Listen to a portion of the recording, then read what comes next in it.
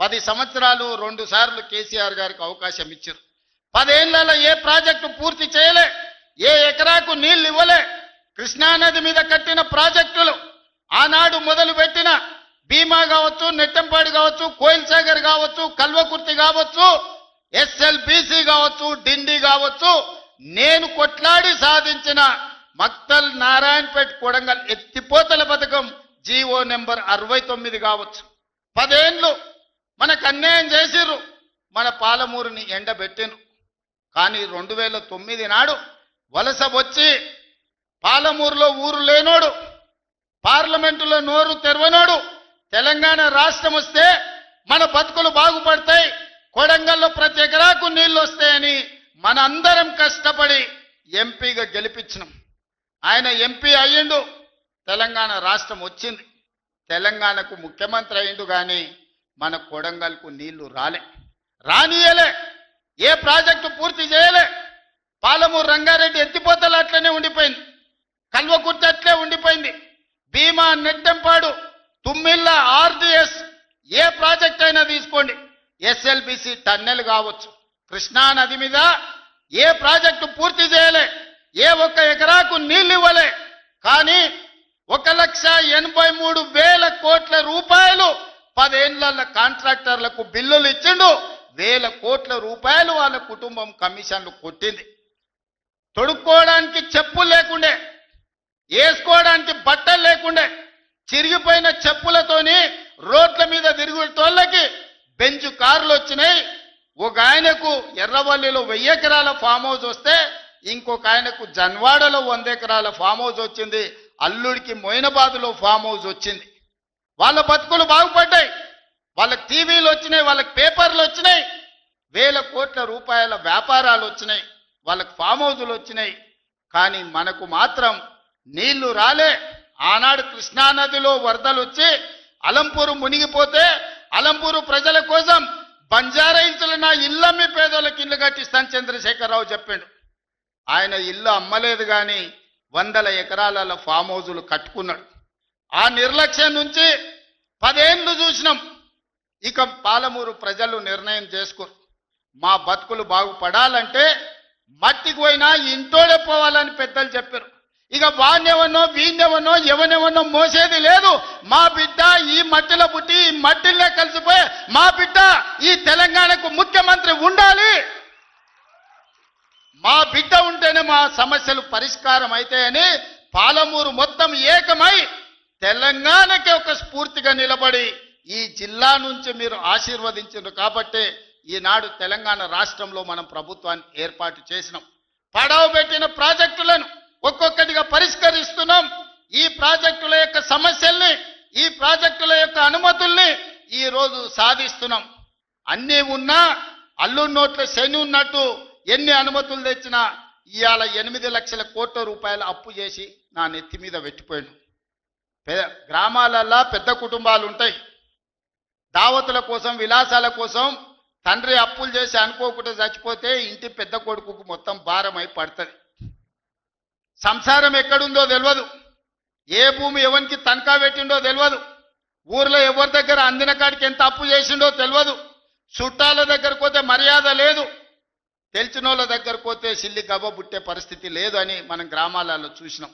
ఇవాళ అచ్చంగా తెలంగాణ రాష్ట్ర ముఖ్యమంత్రిగా నా పరిస్థితి గదే. అనుకోకుండా కుటుంబ పెద్ద కోల్పోతే, ఇంటి బాధ్యత నెత్తి మీద పడితే, అప్పుల ఊబిలో కూరుకపోతే, సమాజంలో కష్టపడి దుక్కి దున్ని పంట పండించి ప్రతి ఒక్కరిని కలుపుకొని పోయి సంసారాన్ని నడిపించడానికి పెద్ద కొడుకు ఎట్లా ప్రయత్నం చేస్తాడో, ఈ 2 ఏళ్లలో ఒక్క రోజు కానీ ఒక్క గంట కానీ సెలవు తీసుకోకుండా రోజుకు 18 గంటలు పనిచేసి తెలంగాణ రాష్ట్రాన్ని ఇవాళ దేశంలోనే ఒక గౌరవప్రదమైన స్థానానికి తీసుకొచ్చినాం. కానీ ఆయన 10 ఏళ్ళు సృష్టించిన గందరగోళం, చేసిన అప్పులు, తీసిన పరువు నిలబెట్టాలంటే ఇది సరిపోదు. కష్టపడుతున్నాం, దుక్కి దున్నంగానే పంట వండుతుందా? ఇతనాలు జల్లాలి, అదును అవ్వాలి, ఇతనాలు జల్లాలి, కాలం కలిసి రావాలి, పంట వండాలి. ఒకవేళ పంట వండినా కోతకొచ్చిన సమయంలో అకాల వర్షం వడగండ్ల వాడల పడితే పండించిన పంట కూడా నేలపాలే అవుతుంది. కాలం కూడా, దేవుడు కూడా మనల్ని ఆశీర్వదించాలి. ఇవాళ తెలంగాణలో కాలం కలిసి వచ్చి దేవుడు ఆశీర్వదించిండు కాబట్టి ఇవాళ కష్టపడ్డాం. మొన్న ఆయన వచ్చిండు 2 ఏళ్ల తర్వాత, ఏదో మంచి చెప్తాడేమో అనుభవంతో నేను అనుకున్నా. పెద్ద మనిషి కదా, మనం కూడా ఈ మధ్యకాలంలో ఎప్పుడేం అనలేదు. ఏదైతే మీకు చెప్పినో అంతకంటే ముందు నా మీద 181 కేసులు పెట్టిండు. చెంచల్గూడ చెర్లపల్లి జైల్లో బంధించాడు. ఎన్నో రకాలుగా సతాయించాడు. నన్నే కాదు నా కుటుంబాన్ని కూడా పట్టి పీడించాడు.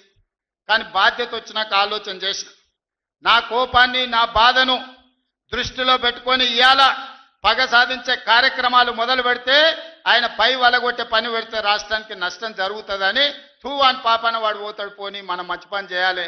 దేవుడు శిక్ష ఇచ్చిండు. నేను ప్రమాణ స్వీకారం చేసినాడే కూలబడ్డాడు, నడువిరిగింది. ఇంతకంటే పెద్ద శిక్ష నేను జైలు వేసినా అయ్యేదేం లేదు. ఆయననే ఫామ్ హౌస్ను ఒక బందీఖానగా మార్చుకొని చుట్టూతో నా పోలీసులే ఉన్నారు, లోపల ఆయన ఉన్నాడు. చెర్లపల్లికి పంపించినా చెంచల్గూడకు పంపించిన గదే అవుతుంది కదా. ఇక తిండి బరువు నాకు ఎక్కువ అవుతుంది. అదొకటి. లోపల చెర్లపల్లి చెంచల్గూడ పెడితే ఆయన తిండే తినికి మళ్ళీ ఆయన ఏదైనా కావాలంటే అది చేస్తే సర్కార్కి ఎక్కువ ఖర్చు అవుతుంది. తిండి ఆయన సంపాదించేది ఇన్నా ఫామ్ హౌస్లే ఒక బందీఖానగా పెట్టుకొని చుట్టూతో మన పోలీసులే పహారా కాస్తున్నారు. ఇక ఆయన చేసిన పాపాలకు ఆయననే పోతాడని ఊరుకున్నా. ఎప్పుడన్నా ఏమన్నా అన్నానా? ఎప్పుడన్నా ఏమన్నా అన్నానా? మీరు చెప్పురు. ఇక్కడ పాత్రికా మిత్రులు ఉన్నారు అందరు, నాకు కూడా దోస్తులే కదా వాళ్ళందరూ. చెప్పురు, ఎప్పుడన్నా ఏమన్నా అన్నానా? ఒక్క కేసు అయినా పెట్టినా? పోనీ ఈ జిల్లాలో ఎవరి మీద నన్ను ఒక కేసు పెట్టినా? ఎన్ని పాపాలు చేసారు వాళ్ళ ఎమ్మెల్యేలు మంత్రులు మీకు తెలుసు కదా. ఎంతమంది ఆస్తులు గుంజుకున్నారు మీకు తెలుసు కదా. ఎవరినన్నా నేను కక్షతోనేమన్నా చేసినా?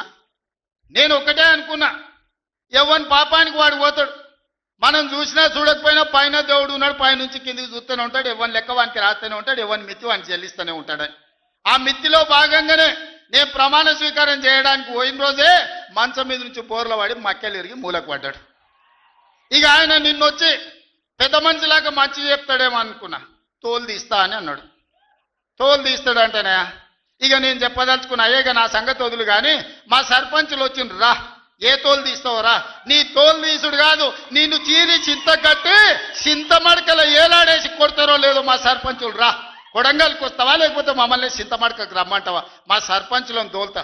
సోయి లేని మాటలు, స్థాయి లేని విమర్శలు. ఒక్కటన్నా అక్కడికి వచ్చే మాట మాట్లాడిండా? 10 ఏళ్ళు నువ్వు పూర్తి చేస్తే, 10 ఏళ్ళు ఎస్ఎల్బి పూర్తి చేస్తే నల్గొండకు 4 లక్షల ఎకరాలకు నీళ్లు వచ్చేది. 10 ఏళ్ళు పాలమూరు రంగారెడ్డి పూర్తి చేస్తే పాలమూరు జిల్లాలో 10 లక్షల ఎకరాలకు వచ్చేది.